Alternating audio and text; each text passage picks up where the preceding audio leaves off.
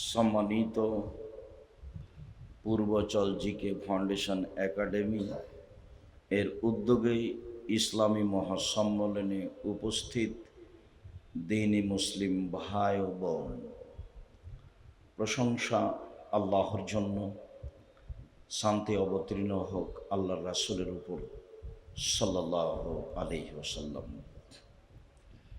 আজ জুমার খুতবায় বক্তব্যের বিষয় গীবাত, পরনিন্দা।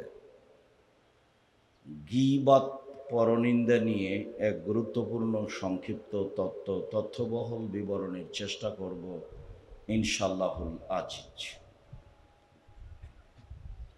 মনে রাখা ভালো হবে যে পাপ দুই ধরনের, একটা মানুষের সাথে জড়িত পাপ, একটা আল্লাহর সাথে জড়িত পাপ। আল্লাহর সাথে জড়িত পাপ যত বড়ই হোক না কেন ক্ষমা সহজ, কিন্তু মানুষের সাথে জড়িত পাপ ক্ষমা সহজ নয়। পিতামাতার অবাধ্য চলা মহাপাপ, জেনা মহাপাপ। বিবাহিত মানুষ যদি জেনা করে তাহলে তাকে ইট ঢিল পাথর দিয়ে মেরে ফেলতে হবে। অবিবাহিত পুরুষ নারী যদি জেনা করে তাহলে তাকে 100 লাঠি পিটিয়ে এলাকা থেকে 1 বছরের জন্য তাড়িয়ে দিতে হবে। বিবাহ করার পরে জেনায় লিপ্ত হলে বেঁচে থাকার কোনো পথ পৃথিবীতে নেই, বেঁচে থাকার কোনো পথই নেই। তারপরেও যদি তার বিচার না হয়, ও যদি আল্লাহর কাছে ক্ষমা চায় তাহলে ক্ষমা হয়ে যাবে ইনশাআল্লাহ। কেন? এই পাপ আল্লাহর সাথে জড়িত পাপ, ক্ষমা সহজ। পাপের জগতে সুদ মহাপাপ। আপনি অবাক হবেন, সুদের পাপের যে ভাষা আল্লাহর নবী উল্লেখ করেছেন, এইরকম ভাষা আল্লাহ আর কোনো পাপের সাথে উল্লেখ করেননি। এর চেয়ে বড় পাপ আছে, কিন্তু ভাষা এমন নয়। রাসূল সাল্লাল্লাহু আলাইহি ওয়াসাল্লাম বলেন, মাইয়াকুলু দিরহামু রিবা ওয়া ইয়ালাম আসাদ্দু মিন সিত্তাতি ওয়া সালাসিনা জিনিয়া। কেউ যদি জেনে শুনে 1 টাকা সুদ খায়, 36 বার জেনা করে যত পাপ হবে, 1 টাকা সুদ খেলে তার চেয়ে বেশি পাপ হবে। কত বেশি তা হিসাব করা হয়নি, পাপটাকে জেনার সাথে লাগানো হয়েছে। 1 টাকা সুদ 36 বার জেনা করে যত পাপ হবে, 1 টাকা সুদ খেলে তার চেয়ে বেশি পাপ হবে। অথচ সুদের চেয়ে বড় পাপ বাপ মায়ের অবাধ্য চলা। ভাষা এমন নয়। স্টেজে কোনো কথা হবে না। আপনারা যারা স্টেজে আসবেন, যারা ওখান থেকে আসবেন, তারা একবার ওইভাবে মেপে এসে স্টেজে আসবেন।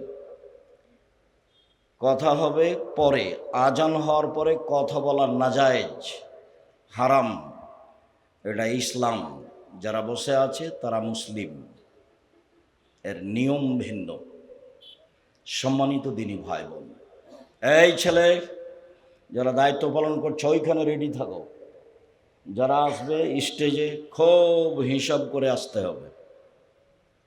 সম্মানিত দ্বীনি ভাই বোন, রাসূল সাল্লাল্লাহু আলাইহি সাল্লাম বলেন, আর রিবা সাবুনা জুজান আইসারু আয়ান কর রজুল উম্মাহু।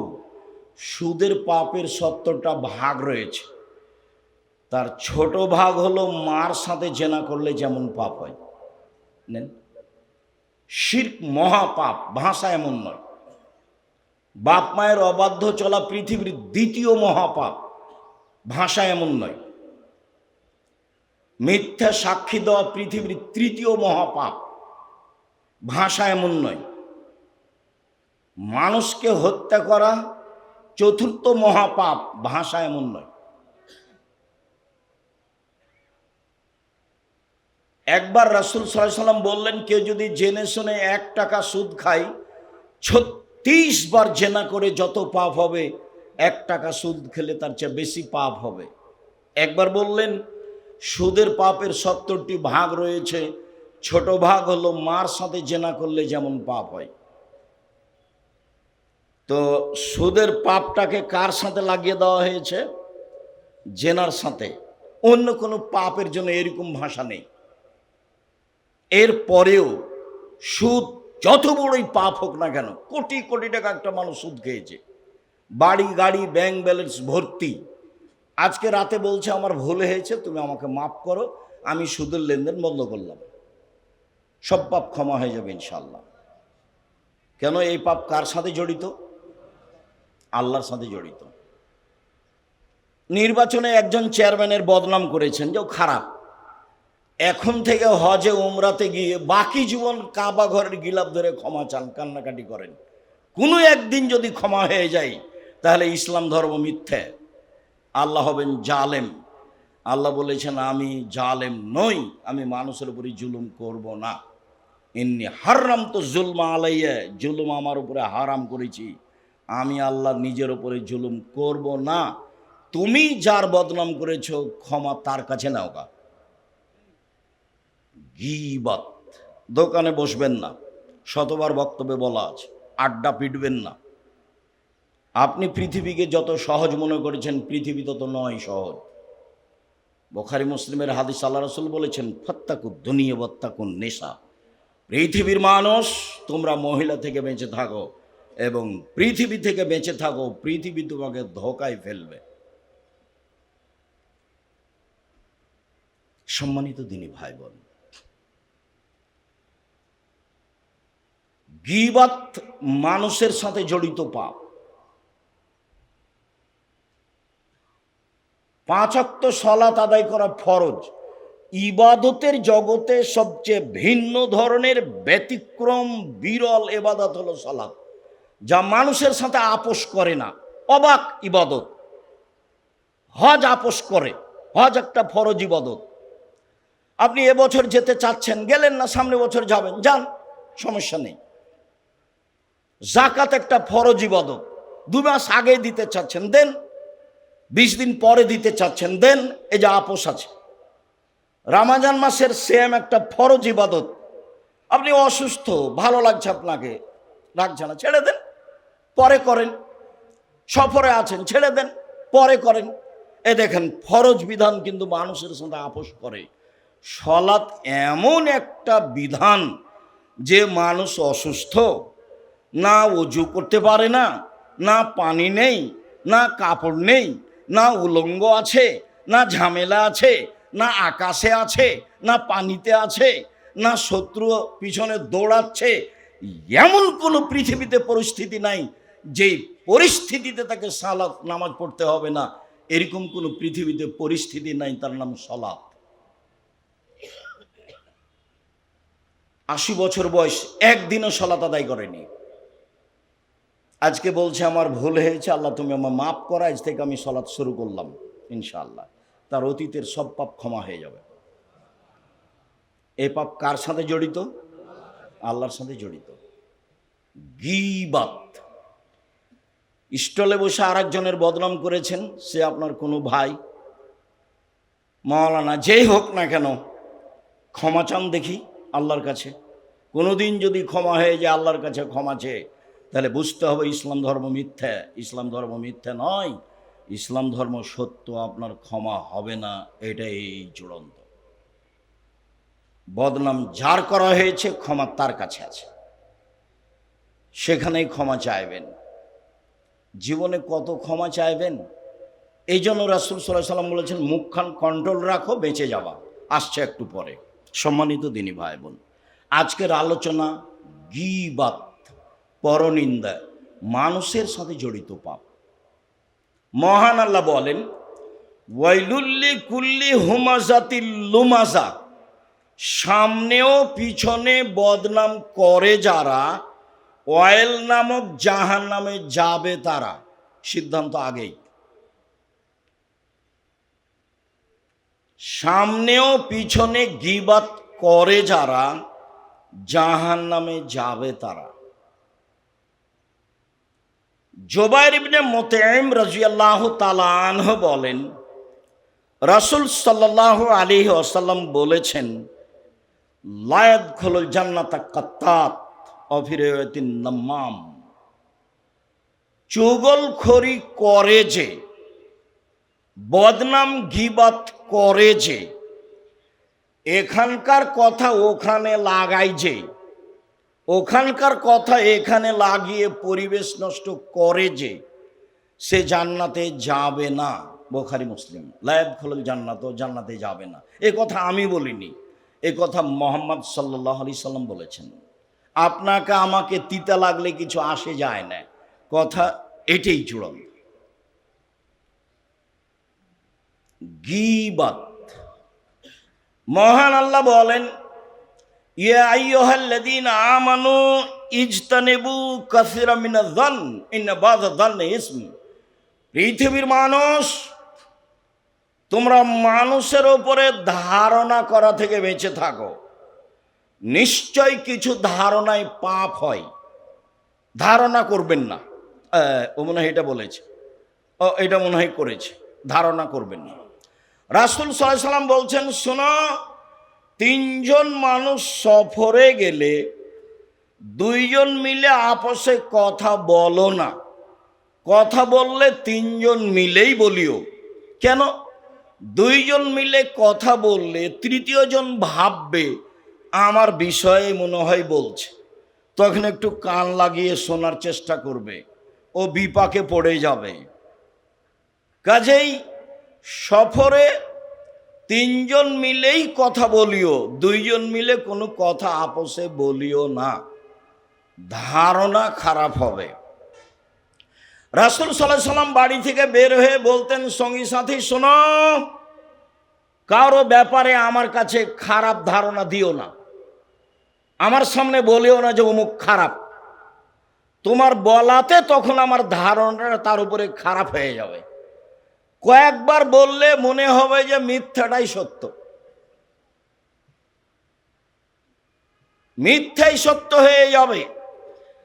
হাজারো মানুষ জেলে আছে, জজ জানে না ঘটনা কি, উকিল জানে না ঘটনা কি, সাক্ষী জানে না ঘটনা কি, ও নিজে জানে না ব্যাপার কি, আমি কেন জেলে।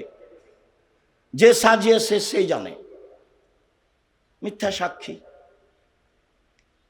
ওকে বলেছে 50,000 টাকা দিব, তুই বলবি যে আমি দুই চোখে মারতে দেখেছি, বাস টাকা পেয়েছে। ও বলেছে আমি দুই চোখে মারতে দেখেছি। যার কথা বলছে ও তো সেদিন নারায়ণগঞ্জেই ছিল না। সম্মানিত দিনী ভাই বোন, মহান আল্লাহ বলেন, ওয়ালা তাজাসসু।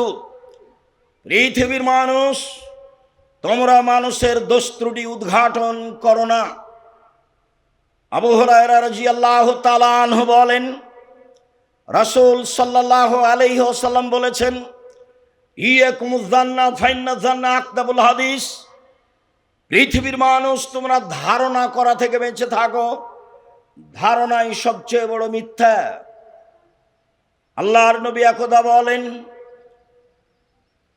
সবচেয়ে বড় পাপ হলো আল্লাহর সাথে শিরক করা, দ্বিতীয় মহাপাপ হলো উকুকুল ওয়ালিদাইন, পিতামাতার অবাধ্য চলা, তৃতীয় মহাপাপ হলো কওলুজ জুরি, মিথ্যা কথা বলা।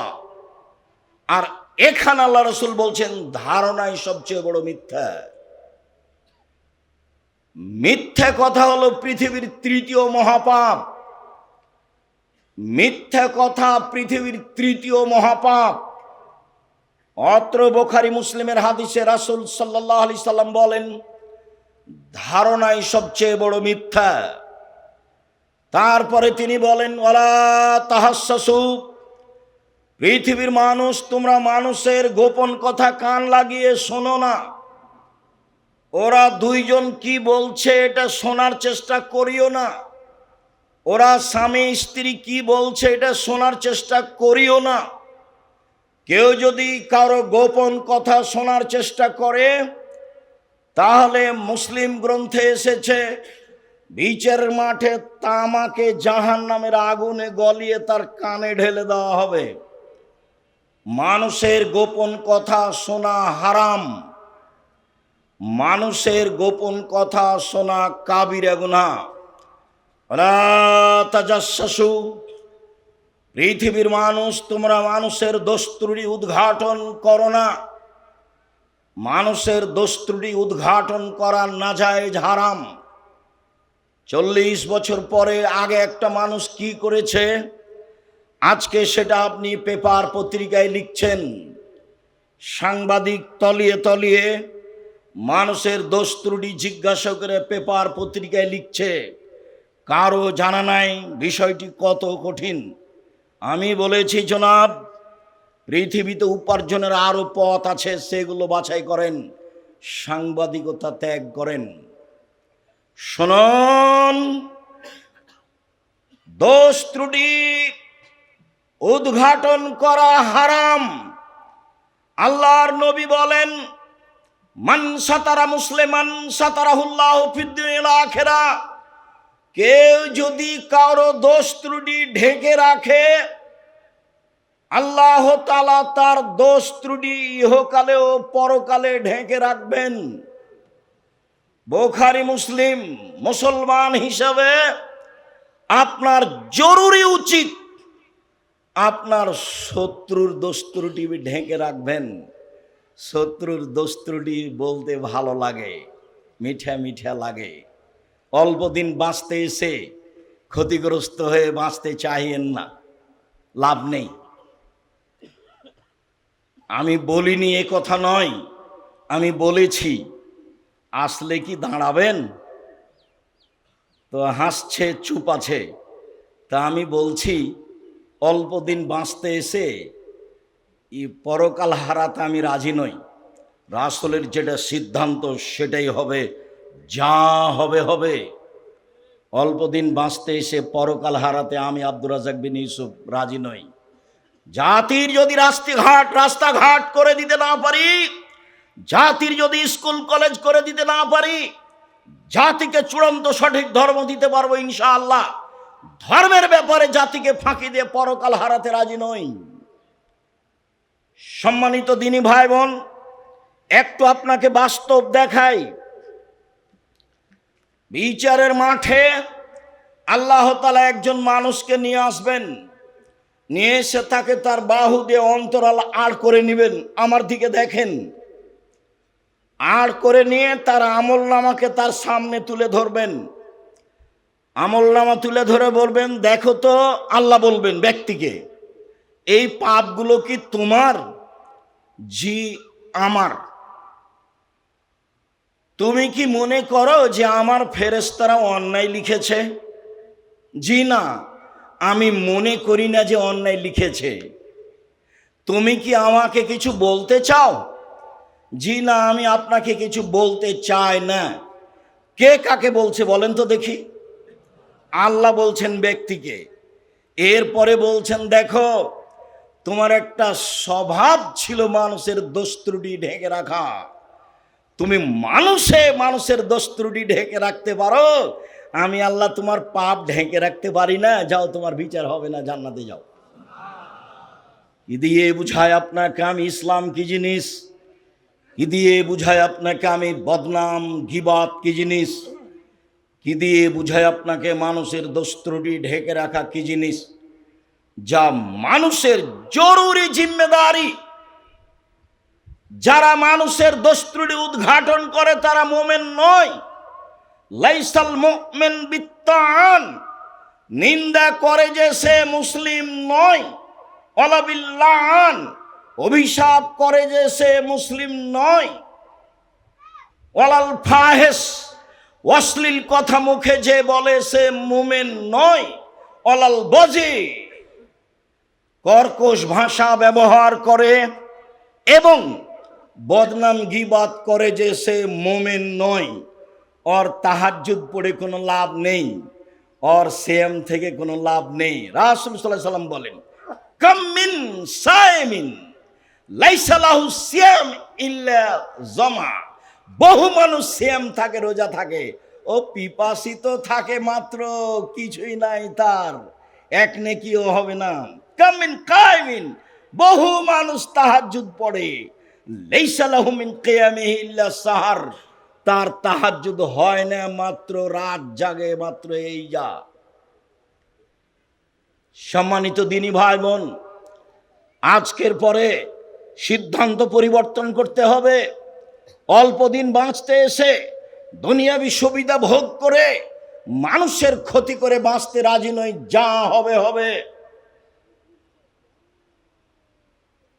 আবু হুরায়রা রাদিয়াল্লাহু তাআলা আনহু বলেন, রাসূল সাল্লাল্লাহু আলাইহি সাল্লাম বলেছেন, পৃথিবীর মানুষ শুনে রেখো, মাইয়াজমান লি মা বাইনা লাহিয়াইহা ওয়া মা বাইনা রিজলাইহা আজমালাহুল জান্নাহ। তোমরা যদি মুখের জিম্মেদারি নিতে পারো, লজ্জা স্থানের জিম্মেদারি নিতে পারো, তাহলে আমি তোমাদেরকে জান্নাতে নিয়ে যাওয়ার জন্য জিম্মেদারি নিলাম। কিভাবে তোমাকে জান্নাতে নিয়ে যাবো সেটা আমার ব্যাপার। উনি এরকম চ্যালেঞ্জের কথা তার চাচাকেও বলেছিলেন। তার চাচাকে বলেছিলেন, চাচা শুধু লা ইলাহা ইল্লাল্লাহ বলেন, বাকিটুকু বিচারের মাঠে দেখে নিব। শুধু লা ইলাহা ইল্লাল্লাহ বলেন, বাকিটুকু বিচারের মাঠে দেখব। লা ইলাহা ইল্লাল্লাহ না বললে আমার দেখার কোনো পথঘাট থাকবে না। আল্লাহর নবী তার মায়ের জন্য সুপারিশ করতে চেয়েছিলেন, ক্ষমার অনুমতি হয়নি। ইব্রাহিম আলাইহিস সালাম তার বাপের জন্য ক্ষমা বিচারের মাঠে চাইবেন, হবে না। ইহকালেও হয়নি। পৃথিবীর দ্বিতীয় মহাপুরুষ ইব্রাহিম আলাইহিস সালাম, মানে সুযোগ না থাকলে কিছু বলা যায় না। ইব্রাহিম আলাইহিস সালামের বাপের পক্ষে কিছু বলার মতো সুযোগ ইহকালেও ছিল না, পরকালেও থাকবে না। মুহাম্মদ সাল্লাল্লাহু আলাইহি সাল্লামের মায়ের পক্ষে কিছু বলার সুযোগ ইহকালেও ছিল না, পরকালেও থাকবে না।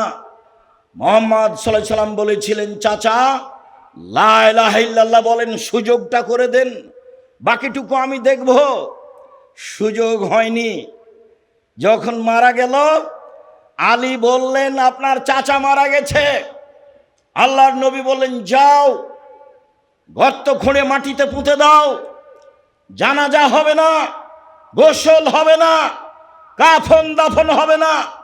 পৃথিবীতে মুহাম্মদ সাল্লাল্লাহু আলাইহি সাল্লামের ভালোবাসার লোক, ছায়া করে থাকার লোক, তাকে মান সম্মানে রাখার লোক তার চাচা ছাড়া তার জীবদ্দশায় কেউ ছিল না, একমাত্র তিনি। এরপরেও ভাতিজা চাচার কোনো উপকার করতে পারলেন না। বলেছিলেন, লা ইলাহা ইল্লাল্লাহ বলেন, বাকিটুকু দেখব।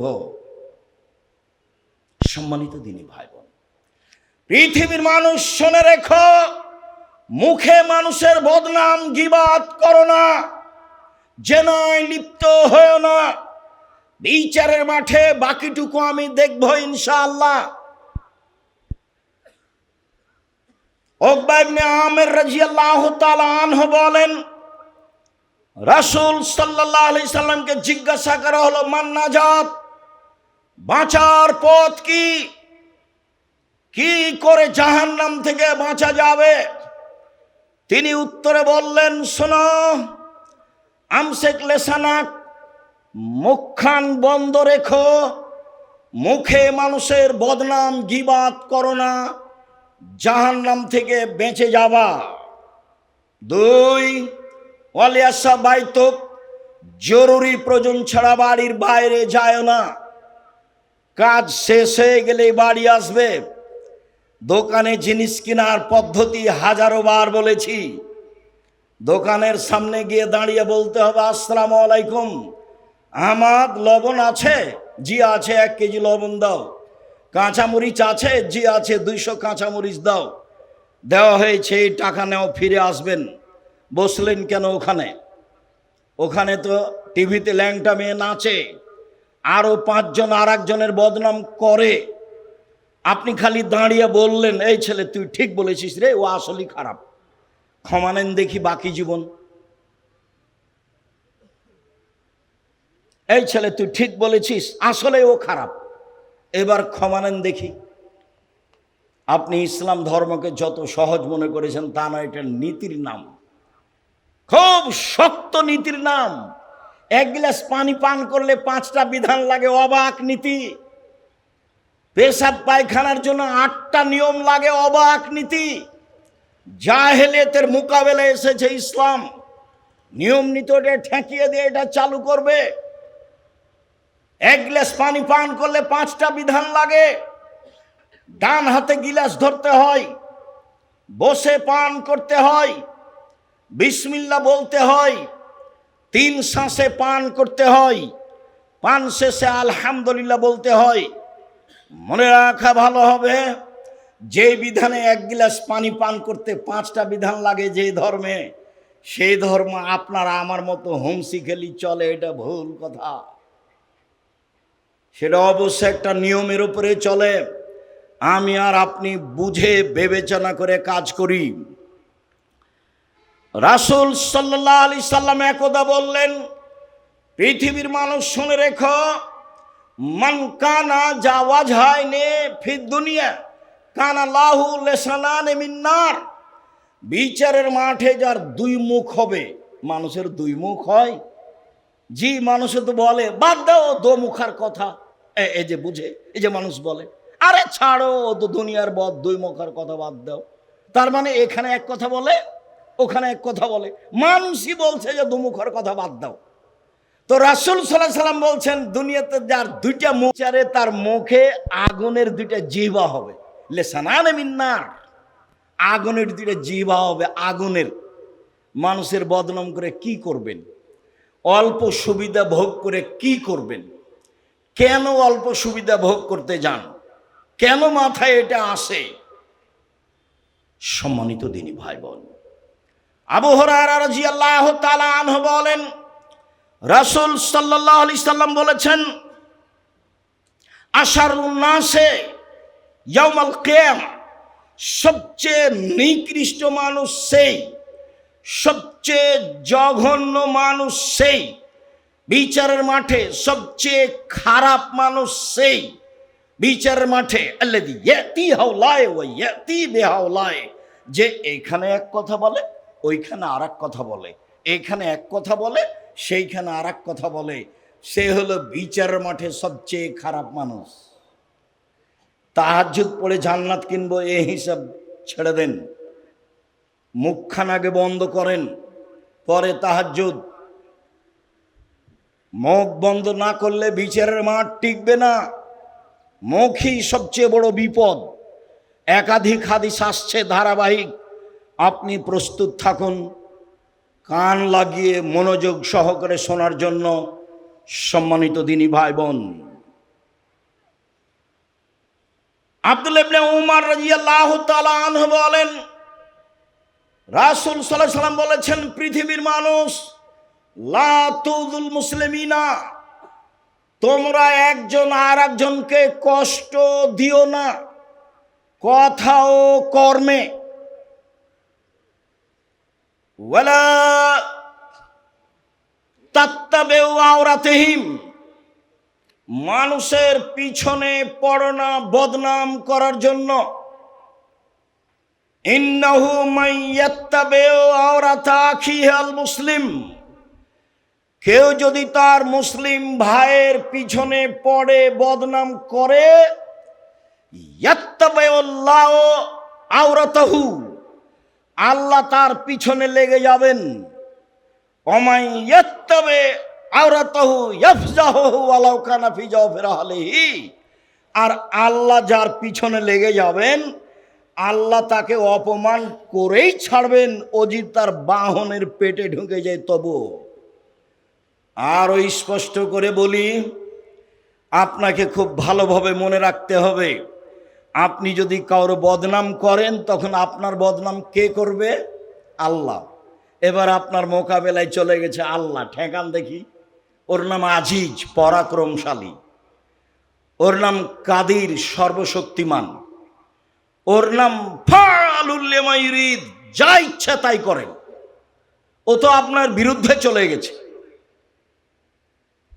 আর আল্লাহ যার বিরুদ্ধে চলে যাবেন তাকে আল্লাহ অপমান করেই ছাড়বেন, ও যদি বাংলাদেশে বদনাম করার জন্য করার পরে পৃথিবীর কোনো জায়গায় চলে যায়, আরে পৃথিবীর কোনো জায়গায় কেন, ও যদি পাথরের ভিতরে ঢুকে যায়, আরে পাথরের ভিতরে কেন? মুহাম্মদ সাল্লাল্লাহু আলাইহি ওয়াসাল্লাম বলছেন মানুষের বদনাম করার পরে ও আর বাহনের উটের পেটের ভিতরে ঢুকে গেছে, তা আল্লাহ তাকে উটের পেটের ভিতরে অপমান করবেন। কিভাবে করবেন তার ব্যাপার তো এটা তো আল্লাহ রাসূল শক্ত করে বলেছেন। মানুষ কি আসলে উটের পেটের ভিতরে ঢুকতে পারবে? কোনো একটা জায়গায় যাবে, আল্লাহ সেখানে তাকে অপমান করবেন। আমি এ কথা বলিনি, এই কথা মুহাম্মদ সাল্লাল্লাহু আলাইহি সাল্লাম বলেন। আনাস রাদিয়াল্লাহু তাআলা আনহু বলেন, রাসূল সাল্লাল্লাহু আলাইহি সাল্লাম বললেন, লাম্মা ওরে যা বি, একদা আমাকে উপরে নিয়ে যাওয়া হলো। জিবরাইল আমাকে মেরাজে নিয়ে যাচ্ছেন আল্লাহর সাথে সাক্ষাতের জন্য। হঠাৎ দেখি অনেক মানুষ, লাহুম আজফারু মিন নুহাস, তাদের বড় বড় নখ রয়েছে হাতে, তামার লম্বা লম্বা নখ। একমেসুনা ওজুহাহুম, তারা নিজেরাই নিজের নখ দিয়ে মুখমণ্ডল খামচাচ্ছে। অসদুরাহুম, বুককে খামচে গোস্ত তুলে ফেলছে। আমি বললাম, জিবরাইল মান হাউলায়ে, জিবরাইল বলতে এরা কে? একই কথা, এদের নখ কেন এত বড়? এরা কেন নিজের মুখের গোস্ত নিজেই খামচিয়ে তুলছে? এরা কেনই বা এইভাবে বুককে খামচিয়ে তুলছে? আল্লাহ রাসূল বললেন এই কথা। তখন জিবরাইল উত্তরে বললেন, হাউলাই আল্লাযীনা ইয়াকুরাজুন নাস, এরা হচ্ছে ওরা যারা মানুষের বদনাম করত। হলো, বেঁচে থাকেন, বদনাম করে আপনি সুবিধা ভোগ করতে যায়েন না। উপার্জনের পথ চারটে, দিন রাত বলছি। একটা হলো দিন মজুরি, গ্রহণ করেন, কারো পিছনে পড়তে হবে না। 2, চাকরি, যে কোনো চাকরি বৈধ, গ্রহণ করেন। 3, জমি চাষ, বেগুন চাষ করেন। 4, ব্যবসা। তখন রাসূল সাল্লাল্লাহু আলাইহি সাল্লাম বলছেন, পৃথিবীর মানুষ শুনে রাখো, সত্যবাদী বিশ্বস্ত ব্যবসায়ীরা বিচারের মাঠে নবীগণের সাথে থাকবেন। আবার অবাক ইনকাম, অবাক। ইব্রাহিম আলাইহিস সালামের সাথে থাকতে পাবেন। বাদাম বিক্রি করলে তবে সত্য হতে হবে। বিদেশ থেকে মাল নিয়ে এসে ব্যবসা করলেও তবে বৈধ হতে হবে জিনিস, তারপরে যা হবে হবে। উপার্জনের সবচেয়ে উত্তম পথ ব্যবসা। আল্লাহ রাসূল নিজে করতেন, এটাকে তিনি পছন্দ করেছেন। দিন মজুরের ব্যাপারে বলেছেন, দিন মজুর টাকা দিয়ে দাও, টাকা দিয়ে দাও, টাকা দিয়ে দাও, গায়ের ঘাম শুকানোর পূর্বে দিয়ে দাও, দিয়ে দাও, দিয়ে দাও। চাকরি, এই সাবধান, যে টাকা বেতন নির্ধারিত করা হয়েছে তার যদি 10 টাকা, 5 টাকা, 1 টাকা বেশি করো কোনো রকম করে, তাহলে এটা হবে আত্মসাৎ। মানে ঘুষ চিরদিনের জন্য বন্ধ, চিরদিনের জন্য আত্মসাৎ হারাম। 10 টাকা বেতন পায়, 10 টাকায় তার রুজি।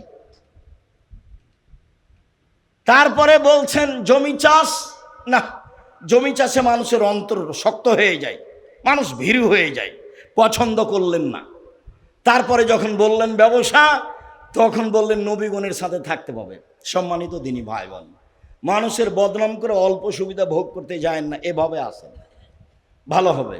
আল্লাহ তুমি আমাদেরকে বুঝে আমল করার তৌফিক দান করো। আল্লাহুম্মা সাল্লি আলাইহি আল্লাহুম্মা বারিক।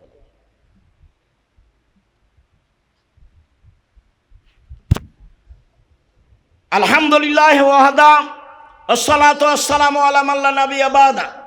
খুতবার দ্বিতীয় অংশের প্রথম অংশে আপনাকে বলতে চেয়েছি, রাসূল সাল্লাল্লাহু আলাইহি সাল্লাম মানুষের দোষ ত্রুটিকে কিভাবে ঢেকে রাখার চেষ্টা করতেন। তিনি মুখে বলেছেন, পৃথিবীর মানুষ, তোমরা মানুষের দোষ ত্রুটি উদ্ঘাটন করো না।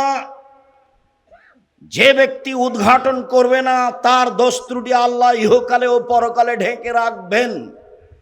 এই কথা বলার পরে তার নিজস্ব কর্ম, যা মাইজ ইবনে মালিক আন নবী সাল্লাল্লাহু আলাইহি সাল্লাম, মাইজ ইবনে মালিক একদা রাসূলের কাছে আসলেন, এসে বলছেন, তাহিরনি ইয়া রাসূলুল্লাহ, আল্লাহ রাসূল আমাকে পবিত্র করেন। আমাকে পবিত্র করেন।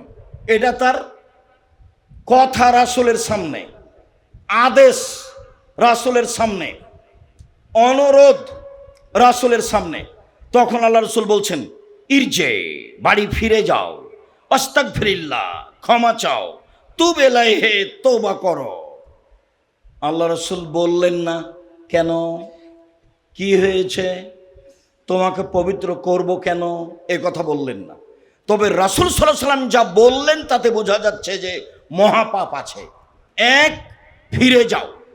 দুই, তওবা করো। তিন, ক্ষমা চাও। তওবা করতে বলবেন কেন? মহাপাপ না হলে তওবা করতে বলবেন কেন? কিছু একটা আছে। একটু গিয়ে আবার ফিরে এসে বলছে, তাহেরনি ইয়া রাসূলুল্লাহ, আল্লাহ রাসূল আমাকে পবিত্র করেন। তখন আল্লাহ রাসূল বলছেন, ইরজে, বাড়ি ফিরে যাও, আস্তাগফিরিল্লাহ, ক্ষমা চাও, অতুব ইলাইহি, তওবা করো। লোকটি চলে গেল। একটু গিয়ে আবার ফিরে এসে বলছে, আল্লাহ রাসূল আমাকে পবিত্র করুন। আল্লাহ রাসূল বললেন, ইরজে, বাড়ি ফিরে যাও, আস্তাগফিরিল্লাহ, ক্ষমা চাও, অতুব ইলাইহি, তওবা করো। লোকটি চলে গেল। আবার ফিরে এসে বলছে, আল্লাহ রাসূল আমাকে পবিত্র করেন।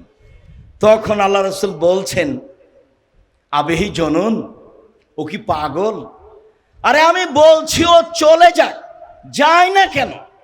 বারবার কেন বলে আমাকে পবিত্র করেন, পবিত্র করেন? ও কি পাগল? কালু লাইসা বিজ মাজনুন। সাহাবীগণ পাশে যারা বসেছিলেন তারা বললেন, জি না, আল্লাহ রাসূল তো পাগল নয়, ভালো মানুষ। তখন আল্লাহ রাসূল বলছেন, আশারে বা খামরান, তাহলে কেউ মদ পান করেছে, তাই তার মস্তিষ্ক বিকৃত হয়েছে, সে আমার কথা বোঝে না। ঘটনা কি তাই? ফাঁকা মারা জলুন ফাস্তান কাহাহু, লাভ দিয়ে একজন সাহাবী দাঁড়িয়ে তার মুখে নাক লাগিয়ে মুখটা সঙ্গে দেখে বলছেন, মাশারে বা খামরান, আল্লাহ রাসূল এ তো মদ পান করেনি। না তো, এ তো মদ পান করেনি, এর তো মস্তিষ্ক বিকৃত হয়নি। এখন আল্লাহ রাসূল বলছেন, জানাইতা তুমি জেনা করেছ? তখন লোকটি বলছে, মানুষ বৈধভাবে স্ত্রীর সাথে যেভাবে মিলে, আমি অবৈধভাবে সেভাবে মিলেছি, বিচার করে দেন। হাদিস বুখারী মুসলিম। সম্মানিত দিনী ভাই বোন, এই ছেলে, মধ্যে এটা বেড়াচ্ছ কেন? এক খেয়ালে চেয়ে থাকবেন। সম্মানিত দিনী ভাই বোন, আমি আপনার কিছু না কিছু উপকার করবই করবো ইনশাআল্লাহ। আপনাকে আমি প্রথমে দেখাতে চেয়েছি আল্লাহ রাসূল লোকটাকে কি বললেন, ফিরে যাও। স্বাভাবিকভাবে কি বললেন? শুধু ফিরে যাও বলেননি, কি বলেছেন? ফিরে যাও, তওবা করো, ক্ষমা চাও। তার মানে ঘটনা কিছু আছে। তো উনি বললেন না যে ঘটনা কি। তার মানে চারজন সাক্ষী নাই তার সাথে।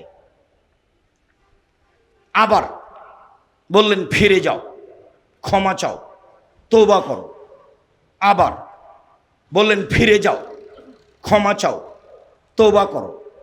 আবার বললেন যে ফিরে যাও, ক্ষমা চাও, তওবা করো। আবার বললেন যে লোকটা কি পাগল? জি না, লোকটা ভালো মানুষ। বললেন যে লোকটা কি মদ খেয়েছে? জি না, লোকটা ভালো মানুষ, মদ খায়নি। তখন বলছেন, তুমি জেনা করেছ? এটা প্রথমে বলতে পারতেন না? প্রথমে বলতে পারতেন, তার কথা রাসূলের মুখ দিয়ে আছে, ফিরে যাও, তওবা করো, ক্ষমা চাও। তাহলে তার কাছে ধরা পড়েছে এরকম কিছু ব্যাপার আছে। কিন্তু সাক্ষী ছিল না, যার জন্য তিনি কিছু বলছেন না। সম্মানিত দিনী ভাই বোন, রাসূল সাল্লাল্লাহু আলাইহি ওয়াসাল্লাম কিভাবে মানুষের দোষ ঢেকে রাখতে চেষ্টা করেনি, এর সাথে আর একটু কথা আছে। ইনি মাইজ ইবনে মালিক গরিব মানুষ, ধনী মানুষের বাড়িতে কাজ করতেন। তার নাম হাজ্জাল বা হুজ্জাল। যাক, কথা প্রকাশ হয়ে গেছে, বিচার হয়ে গেছে, ইট ঢেল পাথর দিয়ে মারা শেষ, কথা শেষ। কোনো একদিন আল্লাহর নবী রাস্তা দিয়ে হেঁটে যাচ্ছেন, আর হুজ্জাল আসছেন, মুখামুখি দেখা। আল্লাহ রাসূল বলছেন, হুজ্জাল, লাউ সাতারতা খাবারা মাইজ ইবনে মালিক লাকুনতা খায়রান কাসীর। তুমি মাইজ ইবনে মালিককে আমার কাছে কেন পাঠিয়েছিলে হুজ্জাল?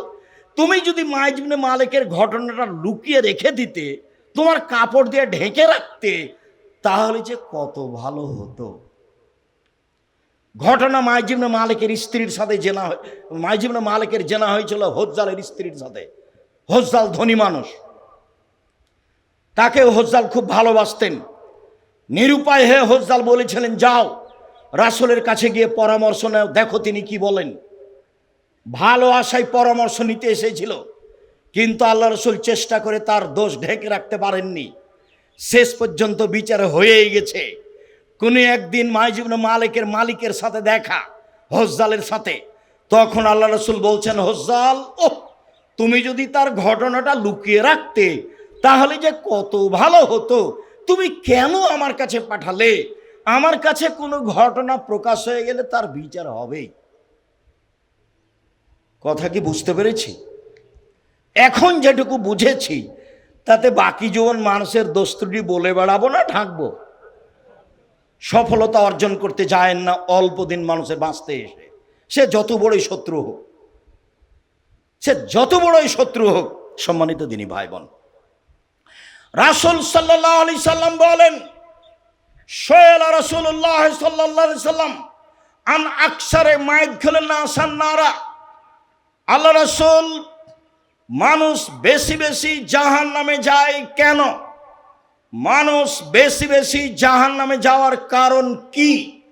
তখন আল্লাহ রাসূল বললেন, আল ফারজ অল ফাম, লজ্জা স্থান ও মুখ। মুখ যখন কন্ট্রোলে রাখতে পারবে না, তখন ও জাহান্নামে যাবে। আবু মুসা আশআরী রাদিয়াল্লাহু তাআলা আনহু বলেন, আল্লাহ রাসূল বললেন, কাইফা বিকুম আবে জামানিন। আবু মুসা, তোমাদের কি হবে? যুগের কি হবে?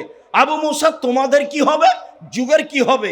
যখন তোমরা থাকবা আগাছার মাঝে, মানুষ সমাজে মনে হবে সবাই আগাছা, সবাই পশু প্রাণীর মতো, কাউকে ভালো মানুষ মনে হবে না, কেউ একটু আমানত রক্ষা করবে না, কেউ মানুষের দোষ ত্রুটি ঢেকে রাখবে না। সেদিন তোমাদের কি হবে? যুগের কি হবে? সেদিন তোমাদের কি হবে? যুগের কি হবে? তো আপনি বলেন কি হবে, কি করতে হবে আপনি বলেন। তখন বললেন, শোনো, আলজেম লেসানাক, মুখখান বন্ধ রেখো। 2, আলজেম বাইতাক, বাড়িতে থাকিও। 3, ভালোটা গ্রহণ করিও, যেটা বুঝতে পারছো মন্দ সেটা ছেড়ে দিও। তখন সাহাবীগণ বলছেন, আল্লাহর নবী, আমি বাড়িতেই থাকলাম, কেউ যদি আমার বাড়িতে এসে অন্যায় করতে চায়, আমাকে মারতে চায়, তাহলে কি আমি মুখ খুলবো না? তখন আমি কি করব? এটা উত্তর সাহাবীর। তখন আল্লাহ রাসূল বলছেন, শোনো, ওই সময় আদমের 2 ছেলের ভালোটার মতো হবা। বুঝতে পারলেন কথা? আদমের 2 ছেলের ভালোটার মতো হবা। আদমের 2 ছেলের একজন বলল, কাবিল, এই হাবিল, তোকে আমি মারবো। তখন হাবিল বলছে যে, তুমি মারো মারো, আমি তোমাকে মারবো না। আপনি এখন কি করবেন? তুমি বদনাম করো করো, আমি তোমার বদনাম করব না। পারবেন না? গায়ে তো রক্ত মাংস আছে, পারবেন না কেন? চেষ্টা করেন। আমার জীবনে বড় 2টা ত্যাগ। আমি আমার নিজের কথা বলছি, আমার জীবনে আমি কোনোদিন মানুষের বদনাম করব না, এটা আমার ত্যাগ। যা হবে হবে ইনশাআল্লাহ, প্রতিশোধ নেব না। কেউ যদি ধুয়ে ছেড়ে দেয় উল্টা কিছু বলে, আমি মুখ খুলব না, এটা আমার জীবনের ত্যাগ। এবং ও আমাকে পিছনে নিয়ে যেতে পারবে না, তার পিছনে নিয়ে যাওয়ার কোনো পথ নাই। আমাকে পিছনে নিয়ে যাওয়ার জন্য একজনের হাত আছে, যিনি উপরে আছে। 1 মিনিটের জন্য মানুষের কাছে আমি সম্মান চাইনি। যেমনিভাবে এটা আমার ত্যাগ, তেমনিভাবে আমার একটা আকাঙ্ক্ষা, স্বাদ, আমার মনে বড় স্বাদ, আমি এই দেশের মাটিতে উন্নত মানের প্রতিষ্ঠান গড়বই গড়ব ইনশাআল্লাহ, যেখানে ছেলে মেয়ে বাংলা, ইংরেজি, আরবি উন্নত মানের শিক্ষা অর্জন করে জাতির অন্যায়ের বিরুদ্ধে লড়বে। মুখে কলমে মিডিয়ায় লড়বেই লড়বে। মুখে লড়ে যাচ্ছি, কলমে লড়ে যাচ্ছি, মিডিয়ায় লড়ে যাচ্ছি, বদনাম গীবাত ছাড়াই যে কোনো মূল্যে মুখ খুলতে রাজি নেই মানুষের বিরুদ্ধে। সম্মানিত দিনী ভাই বোন, কেউ যখন খুব গালি দেয় আমাকে, গালিও শুরু করে মা থেকে আর বোন থেকে, তারপরে গালি দিতে দিতে তখন থেমে যায় আর দেয় না, তখন আমি আবার রিং দিই, দিয়ে বলি ভাইজান মোবাইল রেখেই টাকা শেষ হয়ে গেছে, মনে হয় গালি আরো বাকি ছিল, থাকলে দিয়ে নেন। ওর মন্দ, ওর বিরোধিতা আমার গায়ে কোনো কাজ করে না। ওর বদনাম, ওর গিবাত, ওর বিরোধিতা, ওর মাকে নিয়ে কথা বলা, আমার মাকে নিয়ে, আমার বোনকে, আমার গায়ে কোনো কাজ করে না। সরিষার সম পরিমাণ কাজ করে না। আমার ও কথার 5 পয়সা দাম দিতে রাজি নই। দেখেন আপনি, আমি 90 সাল থেকে মাঠে আছি, 90 সাল থেকে 36 বছর চলছে। অপ্রয়োজনীয় বাক্য বলিনি, মানুষের বিরুদ্ধে কথা বলিনি, কোনোদিন মাঝহাব নিয়ে কথা বলিনি। টিকে আছি তো, এই যে আছি দেখেন, এই যে বেঁচে আছি, এই যে আপনার সামনে কথা বলছি, আলহামদুলিল্লাহ। দোকানে বসি না, চায়ের স্টলে যায় না, এই যে বেঁচে আছি, দেখেন তো, আছি তো, ভালোই তো আছি মনে হচ্ছে। চেষ্টা করেন, মানুষই পারবে, পশু প্রাণী বুঝেও বুঝে না ওরা, অন্তর আছে বুঝে না, দেখেও দেখে না ওরা, চক্ষু আছে দেখে না, শোনেও শোনে না ওরা, কান আছে শোনে না, বুঝেও বুঝে না ওরা, অন্তর আছে বুঝে না, বুঝা দরকার। দেখেও দেখে না ওরা, চক্ষু আছে দেখে না, দেখা দরকার। শোনেও শোনে না ওরা, কান আছে শোনে না, শোনা দরকার। উলায়েকা কালানাম, তারা পশু প্রাণীর মতো, তারা গরু ছাগলের মতো, তারা কুকুর শ্রীর মতো, বালুম বাজাল বরং তার চেয়ে খারাপ। দোকানে বসে মানুষের বদনাম করেন, আপনাকে যদি আমি কুকুর শ্রীর চেয়ে খারাপ প্রমাণ করতে না পারি, আমি আব্দুর রাজ্জাক বিন ইউসুফ এই ঝিকের মাঠে বক্তব্য শেষ করলাম, জিন্দেগিতে আর কোনোদিন কথা বলবো না। আপনার সাথে ওয়াদাবদ্ধ, যদি আপনাকে আমি পশু প্রাণীর চেয়ে বেশি খারাপ প্রমাণ করতে না পারি। আমি এই কথা বলিনি, এই কথা আল্লাহ তাআলা বলেন। বুঝেও বুঝে না ওরা, অন্তর আছে বুঝে না, দেখেও দেখে না ওরা, চক্ষু আছে দেখে না, শুনেও শোনে না ওরা, কান আছে শোনে না। উলায়েকা কালানাম, তারা পশু প্রাণীর মতো, তারা গরু ছাগলের মতো, তারা কুকুর শ্রীর মতো, বালু মাজাল বরং তার চেয়ে খারাপ। সম্মানিত দিনী ভাই বোন, চেষ্টা করব, চেষ্টা করে যাচ্ছি, স্বাদের কথাটাও বলে যাচ্ছি। স্বাদ 2013 সালের 24 আগস্ট রোজ মঙ্গলবার সকালে 11টার সময় আপনার বাড়ির পাশে হাঁটাবো, বীর হাঁটাবো, রূপগঞ্জ, নারায়ণগঞ্জ, ঢাকা, কাঁঠাল গাছের নিচে বলেছিলাম আমার হাতে টাকা নাই, এ কথা সত্য। এখানে প্রতিষ্ঠান গড়বে, এ কথা সত্য। ইনশাল্লাহ গড়বেই গড়বে, কিভাবে গড়বে তা আমার জানা নাই। প্রায় 100 বিঘা জমির উপরে, যে দেখে আসেন, দেখেন না কেন? আপনার নিজস্ব সম্পদ, আপনার নিজস্ব সম্পদ। আমার উপরে সংকীর্ণতা থাকলে ভুল আপনার, আপনার ব্যাপারে আমার কোনো সংকীর্ণতা নেই। আপনি আমাকে গালি দিয়েছেন না, মন্দ বলেছেন, সে বিবেচনা আমি করি না। এই যে একটু আগে বললাম, ওই বিবেচনা আমি করি না, আমার করার প্রয়োজন নেই। আপনি আমাকে কি বলেছেন, সেই বিবেচনা আমি করি না। আপনার ওই কথার বিবেচনার করার আমার প্রয়োজন নেই। সম্মান কার হাতে আছে? উপরে আছে, এটা আমার দৃঢ় বিশ্বাস। উনি যাকে দিবেন তার সফলতা হবেই। 2017 সালের 16ই ফেব্রুয়ারি, 2016 সালের 17ই ফেব্রুয়ারি রোজ বুধবার বলেছিলাম, জামিয়া সালাফিয়া ডাঙ্গিপাড়া পবা রাজশাহী, আমার হাতে টাকা নেই, এই কথা সত্য। এখানে প্রতিষ্ঠান গড়বে, এই কথা সত্য। 50 বিঘার উপরে প্রতিষ্ঠান, 50 বিঘা। মেয়েদেরটা 70 বিঘা জমির উপরে, দিনাজপুরেরটা 20 বিঘা জমির উপরে। 5000-এর বেশি ছেলে মেয়ে পড়াশোনা করে, 519 জন ইয়াতীম অসহায় রয়েছে, প্রায় 45 লক্ষ টাকা বেতন লাগে। দেশের সবচেয়ে বড় প্রতিষ্ঠান জামিয়া সালাফিয়া, দেশের শিরক মুক্ত প্রতিষ্ঠান জামিয়া সালাফিয়া, দেশের বিদআত মুক্ত প্রতিষ্ঠান জামিয়া সালাফিয়া, দেশের দল মুক্ত প্রতিষ্ঠান জামিয়া সালাফিয়া, দেশের সংগঠন মুক্ত প্রতিষ্ঠান জামিয়া সালাফিয়া, দেশের দল মুক্ত প্রতিষ্ঠান জামিয়া সালাফিয়া, দেশের সংগঠন মুক্ত প্রতিষ্ঠান জামিয়া সালাফিয়া, দেশের হিংসা মুক্ত প্রতিষ্ঠান জামিয়া সালাফিয়া, দেশের সর্ববৃহৎ প্রতিষ্ঠান জামিয়া সালাফিয়া। আলহামদুলিল্লাহ, 100 জন শিক্ষক এক জায়গাতে বসে থাকলে কেউ কারো বিরুদ্ধে মুখ খুলতে পারবে না। দেশের সরকারি অনুদান দিয়ে জামিয়া সালাফিয়া চলে না, বিত্তশালী দিয়ে চলে না, রশিদ বহি বাহিরে ব্যবহার হয় না। কথা প্রসঙ্গে বললাম, আমার মনে বড় স্বাদ, আমার মনে বড় ত্যাগ, আমি মানুষের বদনাম করব না। আমার মনে বড় ত্যাগ, আমি মানুষের প্রতিশোধ নিব না, যা হবে হবে। কি হবে? করোনার 5 পয়সা দাম দিনি, 5 পয়সা দাম দিনি। আপনি মনে কিছু নেবেন না, আপনাকে আমি আগ্রহী করার জন্য বলছি। ওই ছেলের বাপকে আমি দেখতে গেছি ঢাকা মেডিকেলে। ভাই বোন আমাকে বলছে, ওরা বড় বড় উচ্চ শিক্ষিত, হুজুর ভিতরে আসবেন না, ভিতরে আসবেন না, হুজুর ভিতরে আসবেন না, এরকম করছে। আরে শোনো, তোমার আব্বার গায়ে হাত দিয়ে দোয়া পড়ে যাব, যদি মরে যায় আমি, আমাকে যদি করোনা হয়, আমি বলবো না তোমার বাপের কারণে করোনা হয়েছে। পৃথিবী সৃষ্টির 50,000 বছর পূর্বে যদি আমার নামে করোনা হয়ে লেখা হয়ে থাকে, আজকে যদি আমি পাথরের মধ্যে ঢুকে থাকি, তবু করোনা আমাকে ধরবেই। আমি ভাগ্যকে এইভাবে বিশ্বাস করি।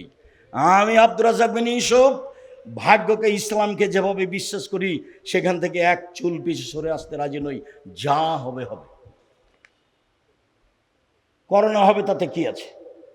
পৃথিবী সৃষ্টির 50,000 বছর পূর্বে আমার ভাগ্যে তো লিখাই আছে, সেটা তো হবেই। মরণ, জীবন, রুজি, রোগ ব্যাধি পৃথিবী সৃষ্টির 50,000 বছর পূর্বে লেখা আছে। সঙ্গী সাথী বলতে পারো, শেষের দিকে চলে আসলাম, সঙ্গী সাথী বলতে পারো মানুষকে পিছন দিক থেকে ধাক্কা মেরে জাহান্নামে নিক্ষেপ করে কি? সঙ্গী সাথী বলতে পারো মানুষকে পিছন দিক থেকে ধাক্কা মেরে জাহান্নামে নিক্ষেপ করে কি? সঙ্গী সাথী বলতে পারো মানুষকে পিছন দিক থেকে ধাক্কা মেরে জাহান্নামে নিক্ষেপ করে কি? বলতে বলতেই ফাঁক হাজেলে সানাহু, জিবাটা ধরে নিয়েছেন। দেখেন, জিবাটা ধরে নিয়েছেন। জিভা, জিভা মানুষকে পিছন দিক থেকে ধাক্কা মেরে জাহান্নামে নিক্ষেপ করে। ব্যবহার করবেন না, ভালো কথা ছাড়া মুখ ব্যবহার করিয়েন না। অল্প দিন বাঁচতে এসে এত সুবিধা ভোগ করিয়েন না, এত সুবিধা লাগবে না।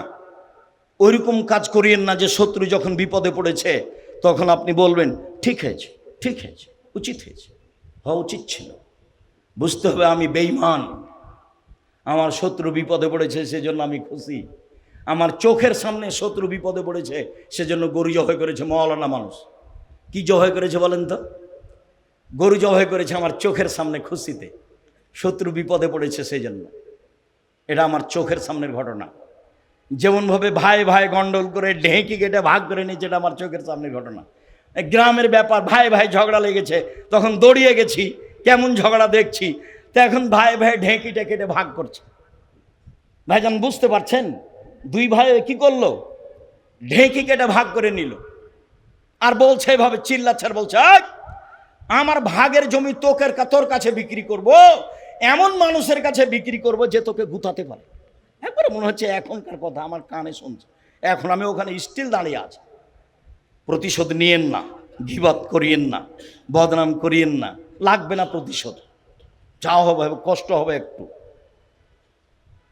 মাকে নিয়ে কথা বললে কষ্ট হবে না? হবেই তো, হয় উচিত, হবেই তো। কই আমার গায়ে কিছু কাজ করে না, আমাকে বলছে আপনি মুখ খোলেন না কেন, একটু কিছু বলতে পারেন না? তাহলে খুব বলতে পারি। আমাকে বলছে সিলেটের ওসি সিগনেচার করেন, মামলা আমি চালাবো, সিগনেচার করেন, মামলা আমি চালাবো, আপনার গাড়িতে আক্রমণ করবে কেন?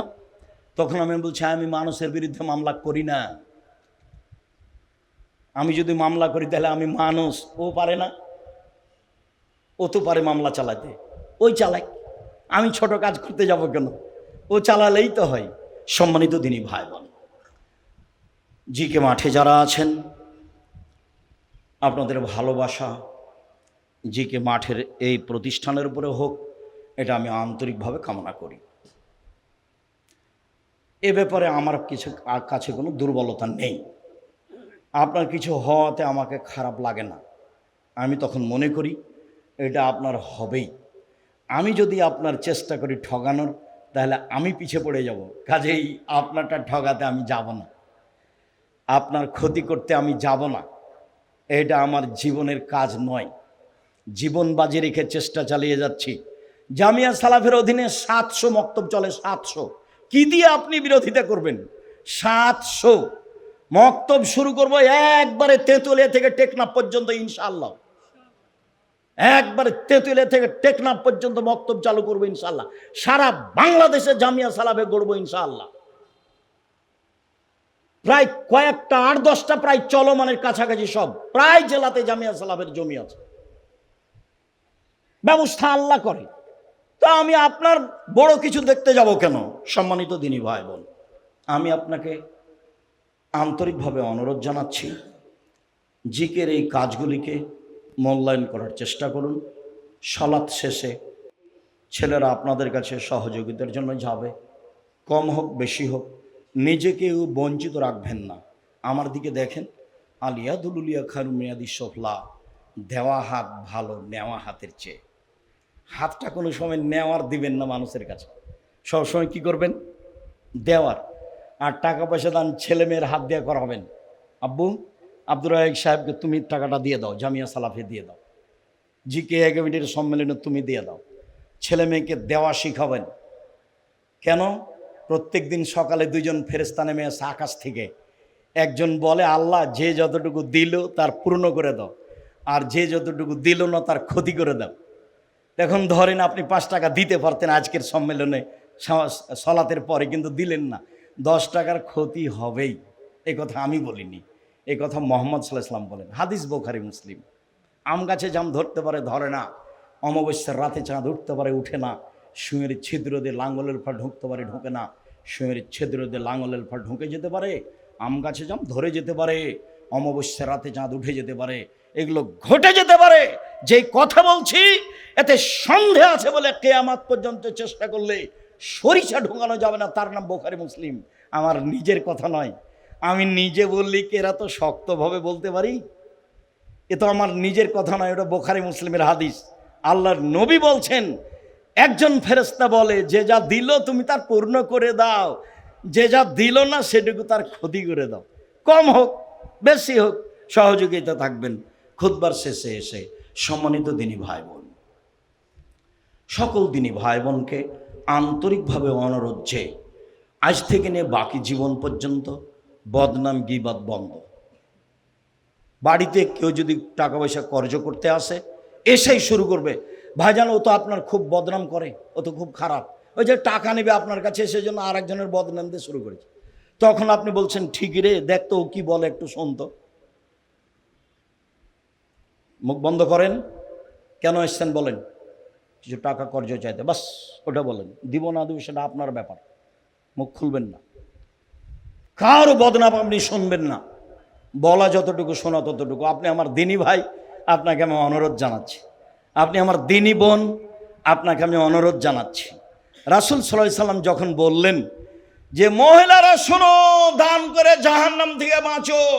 জাহান্নাম বলতে নারী আর নারী, জাহান্নাম বলতে নারী আর নারী, জাহান্নামের সব মানুষই নারী। তো একজন মহিলা বলল, কেন কেন জাহান্নামীরা বেশি নারী? তখন আল্লাহ রাসূল বলছেন, শোনো, 3টা কারণ।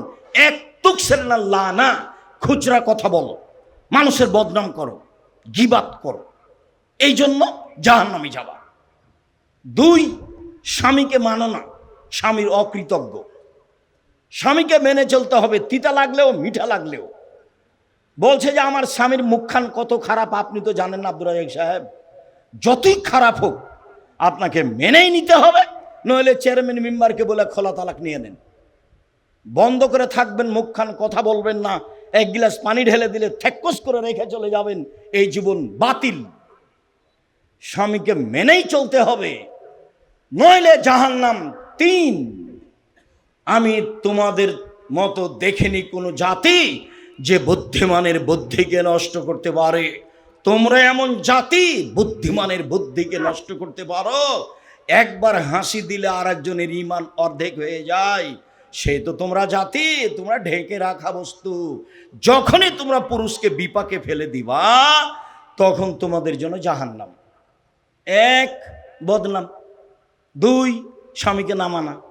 3, পুরুষকে বেকায়দায় ফেলা।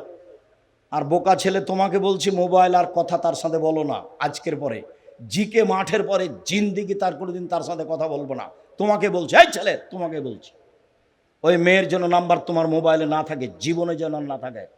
ও তোমার চাকরি ধ্বংস করবে, ও তোমার মান সম্মান নষ্ট করবে, ও তোমার বংশের মর্যাদা নষ্ট করবে, ও তোমার পড়াশোনাকে ধ্বংস করবে।